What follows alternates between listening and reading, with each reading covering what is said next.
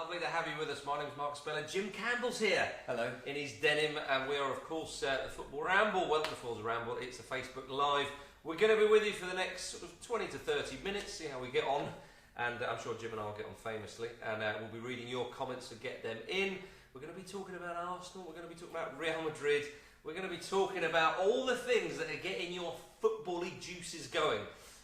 Jim, let's start with your beloved Arsenal. It was rubbish. Let's talk about Real Madrid. I think we've covered that. Yeah, Arsenal stinking out the Champions League. Stinking out the Emirates. Heaviest defeat they've had there, I think, isn't it? Is that right? Yeah. It was 10-2 on aggregate, of course.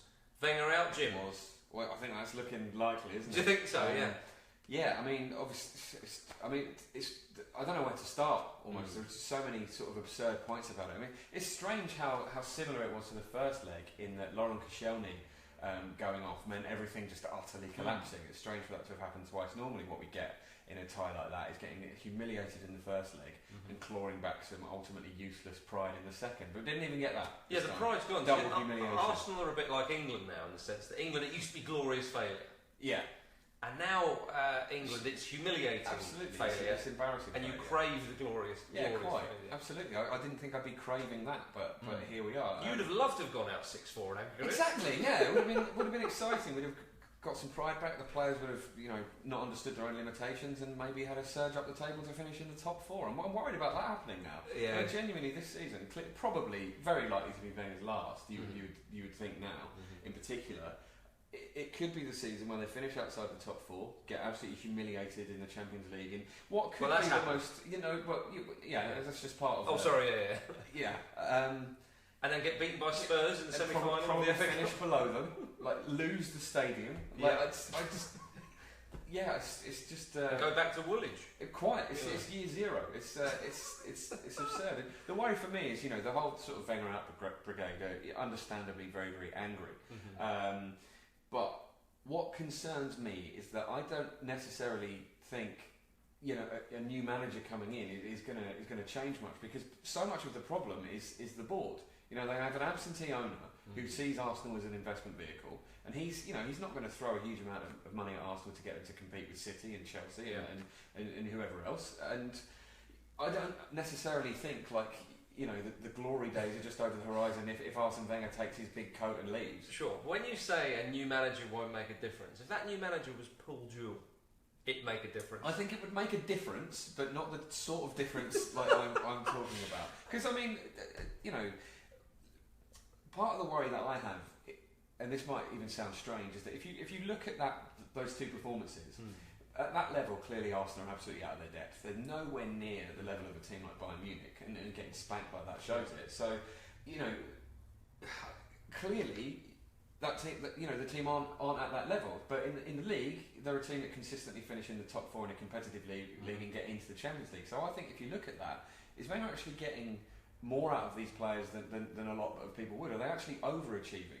There are so many players in the team that are just not up to standard at the moment. You look at the other side in the top six and you think very few of them would get into those other squads. It's very true. In particular.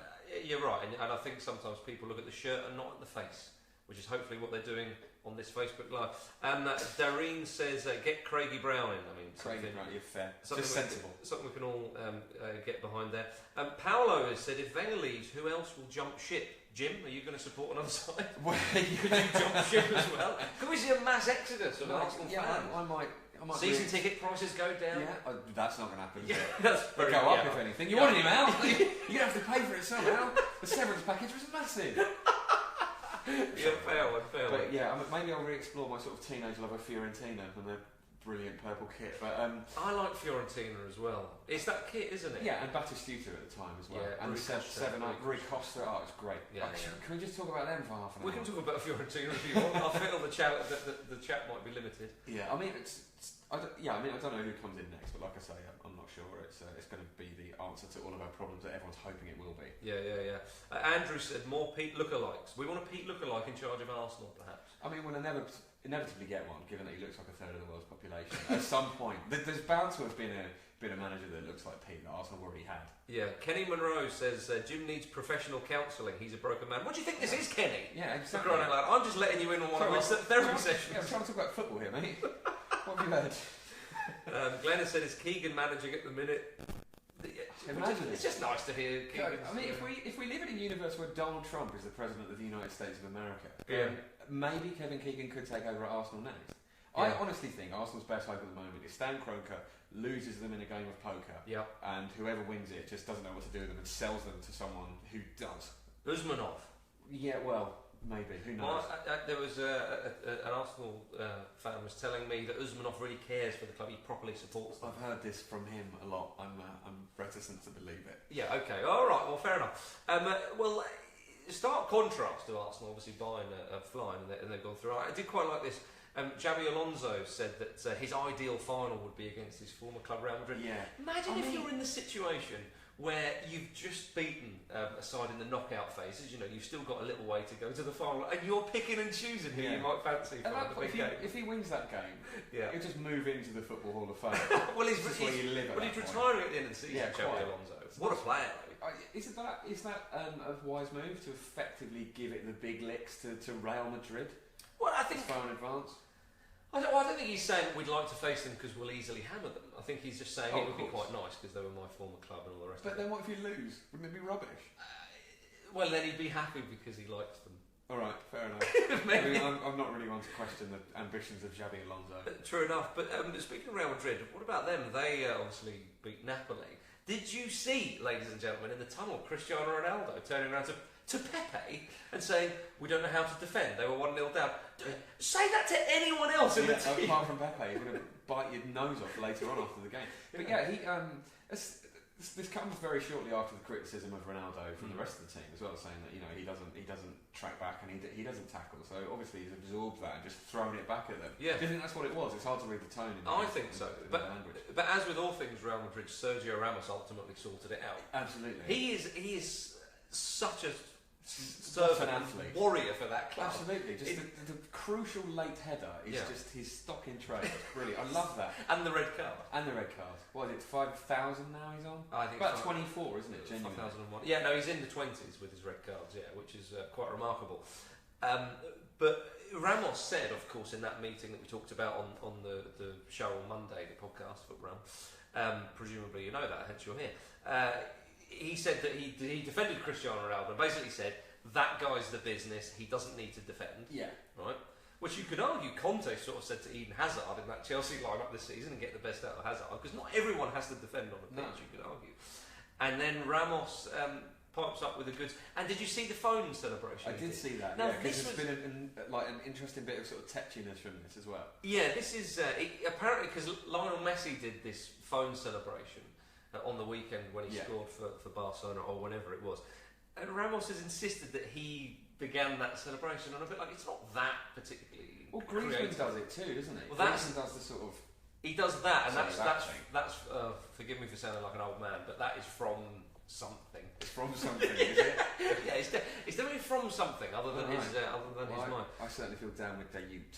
Yeah. Well, Sergio Ramos said, "I made the gesture before Leo." Yeah, I love it. It's so petty. Well done. But also, as well, just be happy with that then. Anyone with any sort of experience in improv will tell you that's not a phone. Is it? It's not a phone. You hold a phone like that. Stop getting that wrong. That's very true. He reckons that he did it at the Nou Camp when he scored in El Clasico. I love that. So just do it. You can't do my celebration. Didn't Alan Shearer try to sort of trademark that? I think he might have done. Blimey, O'Reilly. But you can't obviously because every time you'd have to get something down from a shelf, Alan Shearer would be able to sue you. So that is absolutely ridiculous. The Griezmann celebration is from Hotline Bling, Jim. Hotline Bling. Stop pretending that you didn't know that. I'm familiar with that. I appreciate that, Krish. And Glenn said, didn't the Budweiser guys invent the phone celebration? Were they celebrating when they did that? That's just a fair point. Yeah, that's more your sort of reference, isn't it? Yeah, very much so. Thank you very much. You're always saying that. John says, sweet denim shirt, Jimbo. Thank you, mate. Appreciate that. And Ben's asked, Barcelona versus PSG, could Barca do the unthinkable and come back from 4-0 down? That game's obviously kicking off relatively you and I were talking about this earlier and you laughed at me for saying it, but part of me thinks that Barcelona probably will do that, just to go, there you go Arsenal, that's how it's done, that's how you do it. You could have got us in the other round.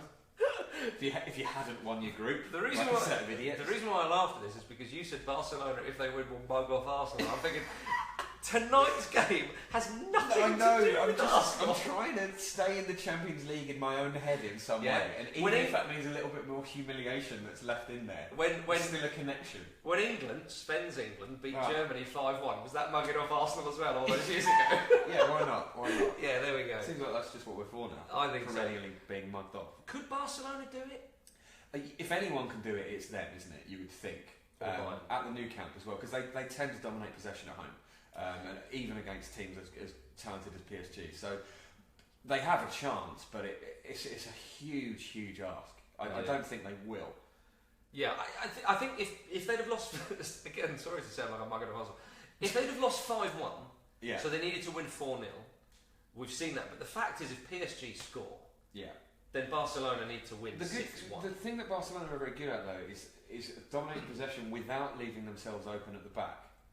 This season they've not really replaced Dani Alves, for example. They're not the side, and Enrique's feigned tiredness and thought I'm off at the end of the season. He hasn't feigned tiredness. Clearly he's knackered there. What have we got here? I've lost the question. Now Power's asking to change gear. Tyrone Mings, 5 games. Is that fair? He's been banned for 5 games. We said on Monday's podcast. The general consensus in Ramble H Crew is that he didn't mean to do it. Yeah, we don't think so. But if you're punishing him for doing it, then you do think he's doing it, and you're punishing him on that basis. And I think stamping on a man's head is 5 games. It's got to be way more than that. I don't think Mings meant it, but as I said, based on that criteria that they're assuming he did, it's got to be longer than that. Sure, what was it Dembele got for an eye gouge? That was 6 games, was it? Stamping on a man's head is worse than that, terrible as they both are. Well, yeah, you're right. I mean, if you think about the Luis Suarez bite, I mean, he was out for goodness knows how long. A stamp on someone, I'd rather someone bit me than stamp. Yeah, okay, fine. It's pointless to perhaps compare those two. But obviously, Ibrahimovic got 3 games for the year, but that's kind of more standard stuff. But stamping on a man's head, it's almost like they've said, we're not sure he meant it, but clearly something's gone on there. So we've knocked a few off just in case. Yeah. It has to be that. It just simply has to be that. I think it's a strange one. It is very much so. What is interesting, I guess, is that Ibrahimovic will now be out for 3 games. I think he's been rested in the Cup as well, isn't he? For some strange reason. Is that right? Did I see a report about that? They're not going to play him in the FA Cup? Ibrahimovic? Yeah. Well, he's banned. Right, of course. So he's banned for this weekend's FA Cup match against Chelsea, which is a big one. Well, I mean, for him to miss those games, Rashford obviously goes straight in, but Ibrahimovic has been such a focal point for them. Or do they deploy the wrecking ball that is Marouane Fellaini? What, up front? Yeah. Do your best Latan impression. Basically. Elbows up. He basically, like that. I'll use the Football Ramble book as a tactics board. He basically, in fact, we have basic tactics on the back. For those of you who bought it, you'll know what I'm talking about. Yeah, exactly. We predicted Manchester United's tactical setup against Chelsea in the FA Cup quarter-final quite brilliantly. I think it's Fellaini. He'll just put Fellaini up there, and then all the balls just into it. All the passes into Fellaini, and 2 wingers. No, I think Fellaini. He said in the press recently that Jose Mourinho is a good human being, and he's getting on quite well with him. That sounds like he's got a gun to his head, doesn't it? It wasn't a very grainy footage. It's like Principal Skinner of The Simpsons. It was a boating accident. It was a boating accident. Well, apparently China has been interested. Again, we don't specify which club. Well, I mean, we could easily learn it though, to be fair, couldn't we? But we haven't. Could do. So. All right. Well, it's the side that Cannavaro's involved with. Tianjin have said that they were maybe interested in Fellaini, and he said, if I'm honest, if I go, I won't play for Belgium anymore. Yeah. And he said that China's not my priority, but we'll see. I think that's pretty much the thoughts of every professional footballer at the moment. Yeah, China's not my priority, but if they come available. Yeah, exactly. It's strange, isn't it, how we're looking at all these players? Like, it's our mindset's starting to change. I think in that you're hearing so many players that maybe aren't getting into the side of their club regularly being linked off to China. We're all thinking, you'd be a fool to turn that down, forgetting the astronomical wages they're on as it is. Like it's crazy. We're starting to think of these guys as paupers. The whole it's a short career thing. But even now, even if the phenomenon of China hadn't come along, these guys are set for life. Like absolutely. What have we got? Gareth Ross says, "Shout out for Glasgow." There you go, Gareth. Glasgow's in the Facebook. And it is amazing, to be fair, from our experiences as well. So, yeah, damn right. We do very much. Muraf has said, Marcus, can we get a Craig Brune impression? No, you can't. Oh, yeah, I'm being a bit. I'll give an impression. Why don't you read the names of the people on the thread? Why don't you ask me what tonight's score is going to be? All right. Well, what is tonight's score going to be? In what game? I think it's going to be a nothing result. There you go. There's your one. There we go.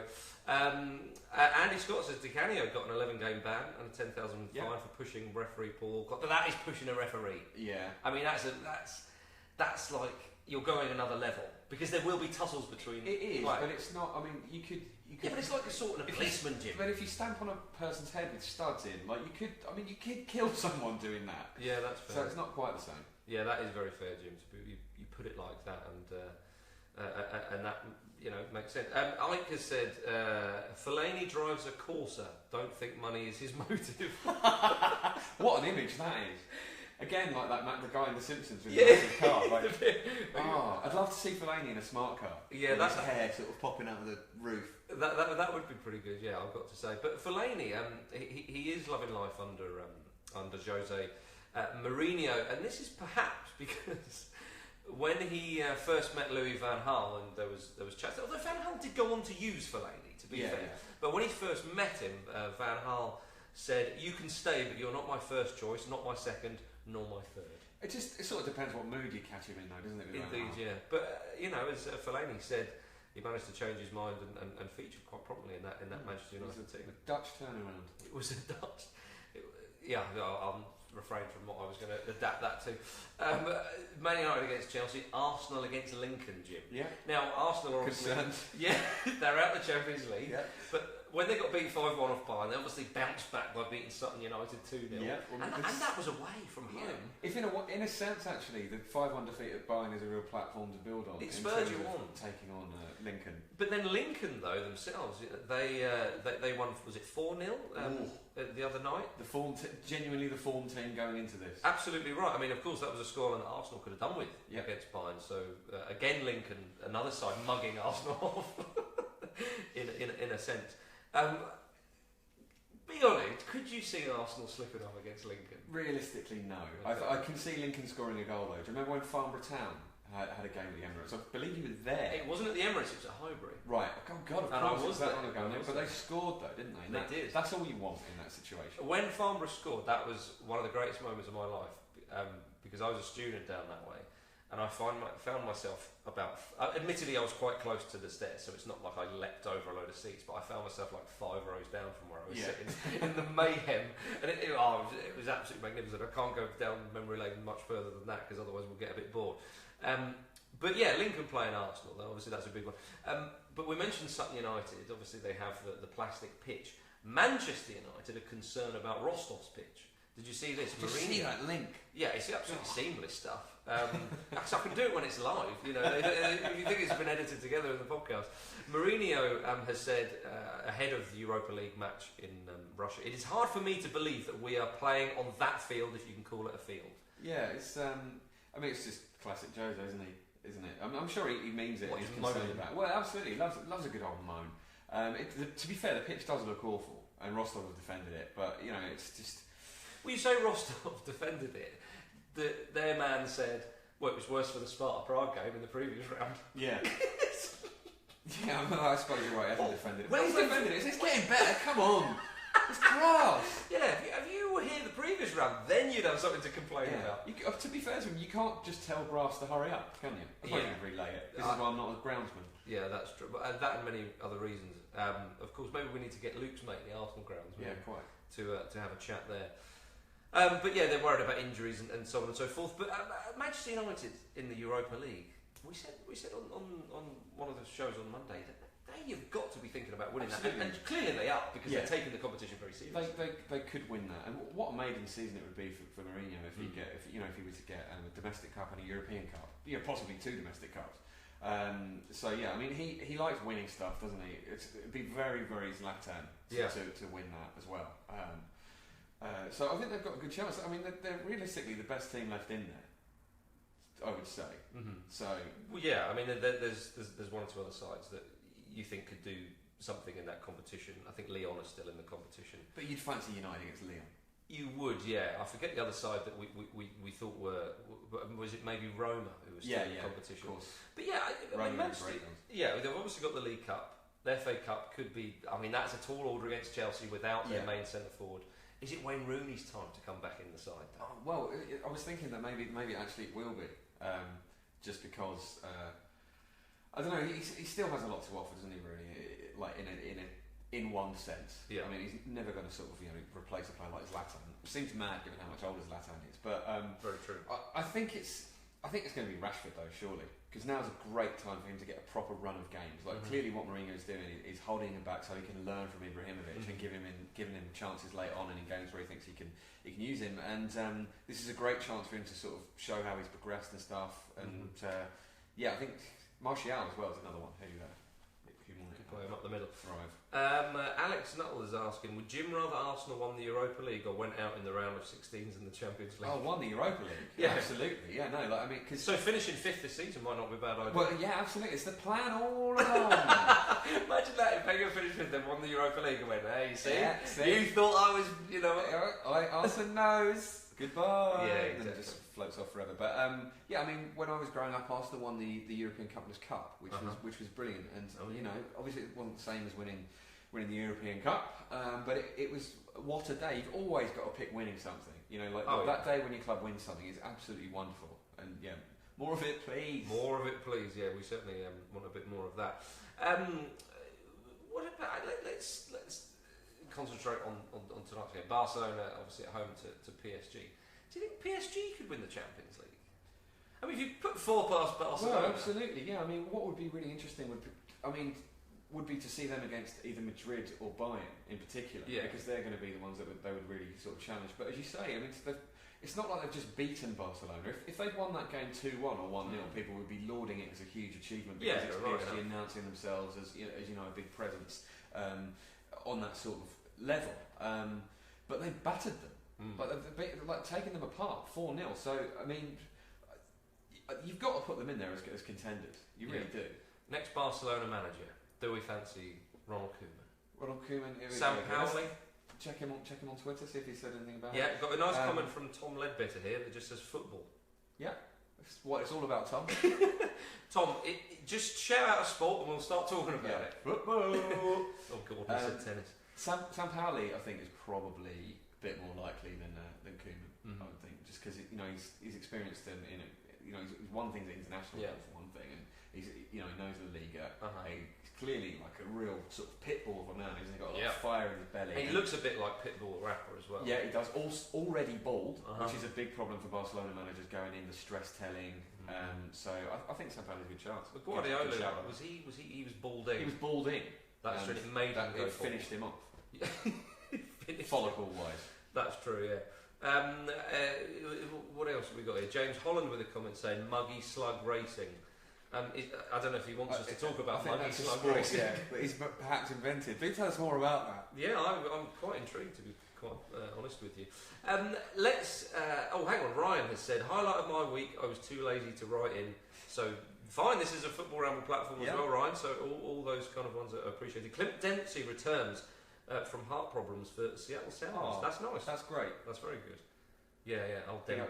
I still miss him down at Craven Cottage. Shall we finish off with a heartwarming story from Japan? Yeah, I've got it on my phone. Is it about Pete though? It's not about Pete. Is he finally reconnected with his secret family? Yeah, I said heartwarming, not horrifying. No, it'd be nice for him to acknowledge them. That's all I'm saying. That's true. That's very true. This is about King Kazu. Of course it is. Kazuyoshi Miura, the world's oldest football player, currently playing. He passes Sir Stanley Matthews' record. Stanley Matthews played his last game when he was 50 years old and 5 days. Yeah, and he played when he was 50 years old and 7 days. So 50 in a week. He's still going as well. It's absolutely incredible, yeah. 50 years old, it's absolutely wonderful. 50? Yeah. I mean, but he's very humble as well as Miura. He said, I don't actually feel like I've gone past a legend. I may have surpassed him in longevity, but I won't be able to match his statistics and the career he had. To be fair, that is true, isn't it? It is true, but it's nice to hear. I can't imagine the man being the sort of guy that goes, yeah. Done you, Matthews. Done you. So for longevity, you need to stay humble. Well, apparently so. You'll have a very long career then. Thanks, mate. Other Ramblers, I'm not sure. That's a joke, obviously. What else? Yeah, he said, I hope to keep fighting with all my might together with people involved in the club. He's a lovely fella. What a guy. King Kazu, absolutely wonderful. Get him in at Arsenal. Andy... King Kazu is the manager. Absolutely. Andy Camilla has said, is he older than Kanu? Officially, yes. Unofficially, we cannot possibly comment. Yeah, so Kanu sort of exists outside of time, I think. So I don't know if the same rules apply. Yeah, that's right, yeah. Sam Cooper is asking, what kind of plant is that behind you? Don't know.